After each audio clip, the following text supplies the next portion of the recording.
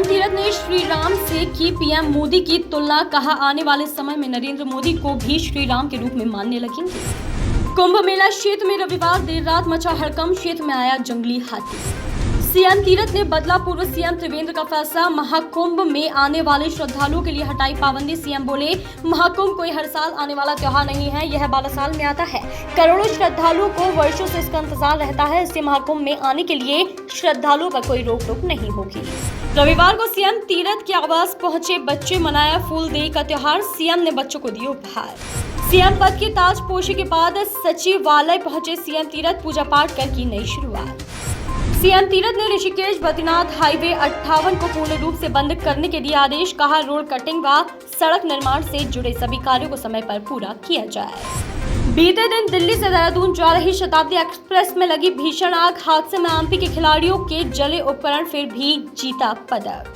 CM Tirath और प्रदेश अध्यक्ष मदन कौशिक के स्वागत में भाजपाइयों ने निकाली भव्य बाइक रैली, यातायात पुलिस ने रूटों में किया बदलाव, कई जगह लगा जाम। सीएम तीरथ ने चारधाम यात्रा की तैयारियों को लेकर की समीक्षा बैठक, 30 अप्रैल तक व्यवस्था पूरी करने के दिया आदेश। राजधानी देहरादून में कोरोना संक्रमण का पहला मरीज मिले, सोमवार को पूरा हुआ 1 साल। स्थान उत्तराखंड से लौटे प्रशिक्षु, आईएफएस में 15 मार्च 2020 को कोरोना की हुई थी पुष्टि। बटला एनकाउंटर केस को कोर्ट ने माना रेयरेस्ट ऑफ रेयर केस, आरोपी आरएस खान को सुनाई फांसी की सजा। आरएस 2018 में नेपाल में हुआ था गिरफ्तार।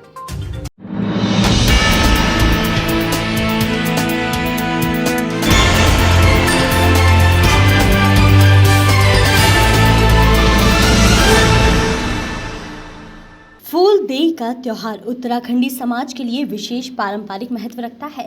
चैत की संक्रांति यानी फूल संक्रांति से शुरू होकर इस पूरे महीने घरों की देहरी पर फूल डाले जाते हैं। इसी को गढ़वाल से फूल संग्रांद और कुमाऊं में फूलदेई पर्व कहा जाता है, जबकि फूल डालने वाले बच्चों को फुलारी कहते हैं। इस खास मौके पर फूलदेई, छम्मा देई, देणी द्वार, भर भकार जैसे लोकगीत सुनने को मिलते हैं। वहीं रविवार को फूलदेई त्योहार के अवसर पर मुख्यमंत्री तीरथ सिंह रावत के देहरादून स्थित आवास पर बच्चे फूलदेई मनाने के लिए पहुंचे।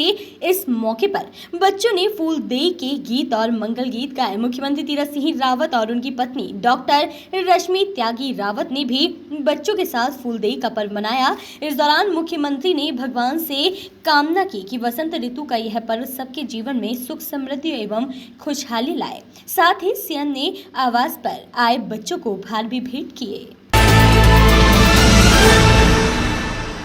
उत्तराखंड में मंत्रियों के विभागों का बंटवारा हाईकमान की हरी झंडी के बाद आज हो सकता है।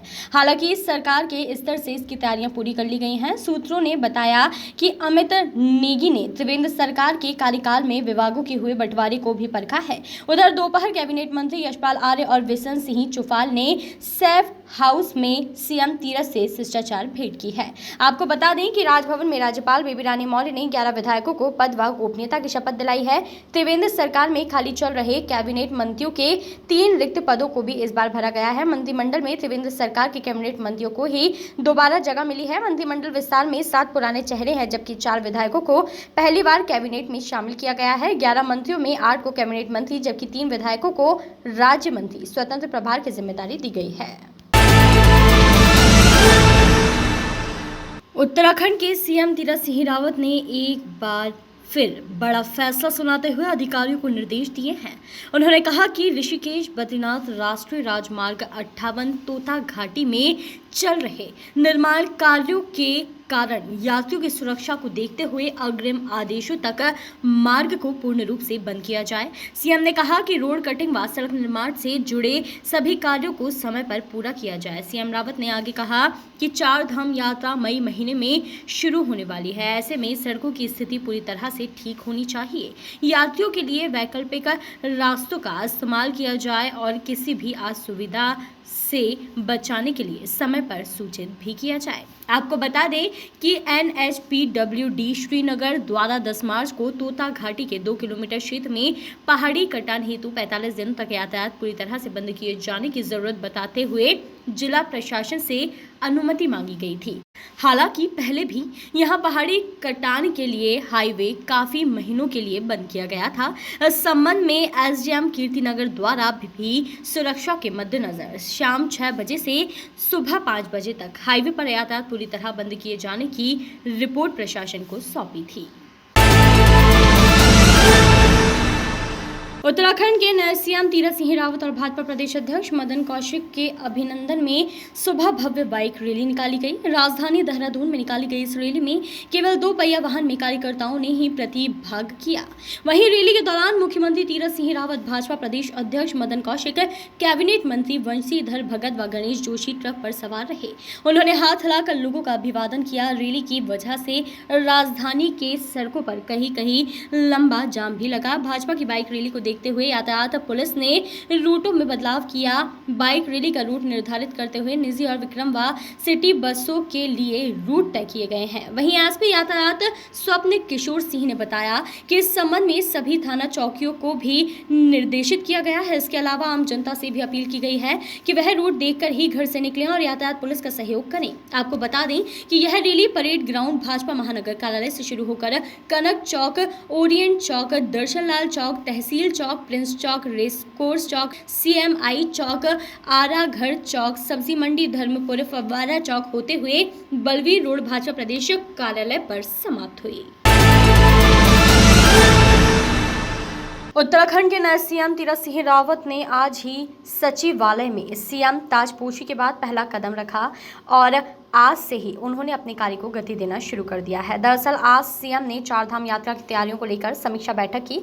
इस दौरान मुख्यमंत्री ने अधिकारियों को निर्देश दिए कि आगामी 30 अप्रैल तक यात्रा के दृष्टिगत सभी व्यवस्थाएं पूरी कर ली जाएं। अधिकारियों को निर्देश देते हुए कहा कि कार्यों के प्रति किसी भी प्रकार की शिथिलता बर्दाश्त नहीं की जाएगी।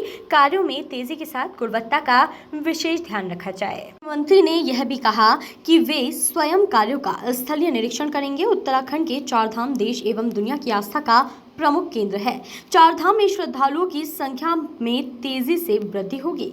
इस दौरान सीएम ने अधिकारियों से कहा कि चारधाम यात्रा शुरू होने से पूर्व सड़कों के सुधारीकरण का कार्य हर हाल में ही पूर्ण किया जाए। 31 मार्च तक तोता घाटी में सड़क सुधारीकरण का कार्य पूर्ण कर लिया जाए। यात्रा मार्गों और उसके आसपास के क्षेत्रों में भी सड़क से संबंधित कार्य ससमय पूर्ण कर लिए जाएं। यात्रा को सुविधाजनक बनाने के लिए यात्रा मार्गों पर पेयजल, स्वच्छता, साइनेज एवं अन्य आधारभूत सुविधाओं की पर्याप्त व्यवस्था हो। सीएम तीरथ ने कहा कि चारधाम यात्रा के दौरान हेली एम्बुलेंस सेवा एवं 108 एम्बुलेंस की समुचित व्यवस्था हो। केदारनाथ एवं यमुनोत्री में ईसीजी एवं कार्डियोलॉजिस्ट की समय पर तैनाती की जाए। ऑक्सीजन, आईसीयू एवं वेंटिलेटर की भी पर्याप्त व्यवस्था हो। हेमकुंड में भी स्ट्रीट लाइट की उचित व्यवस्था हो। यात्रा सीजन में पर्याप्त वाहनों की व्यवस्था की जाए। यात्रा मार्गों पर जो भी वाहन भेजे जाएंगे उनका फिटनेस टेस्ट भी जरूर किया जाए।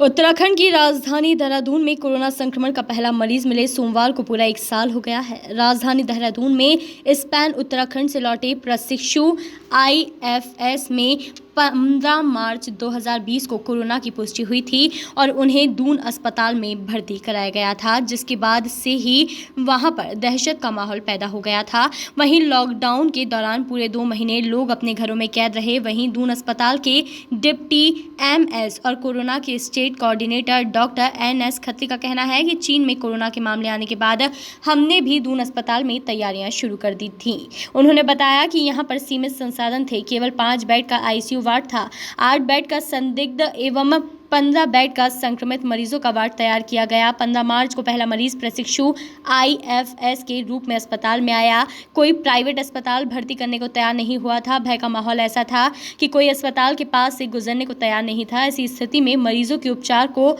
डॉक्टरों, नर्सिंग, पैरामेडिकल स्टाफ के डर को दूर करना, वार्ड बॉय, सफाई कर्मचारियों को वार्ड में भेजने को मानसिक रूप से तैयार करना सबसे बड़ी चुनौती थी। आपको बता दें कि राज्य में कोरोना काल के 1 साल के दौरान कुल 97,806 लोग कोरोना से संक्रमित हुए थे, जिनमें से 94,082 मरीज पूरी तरह ठीक हो चुके हैं, जबकि 606 मरीज विभिन्न अस्पतालों में इलाज करा रहे हैं। राज्य में संक्रमण के बाद कुल 1,703 मरीजों की मौत भी हुई है।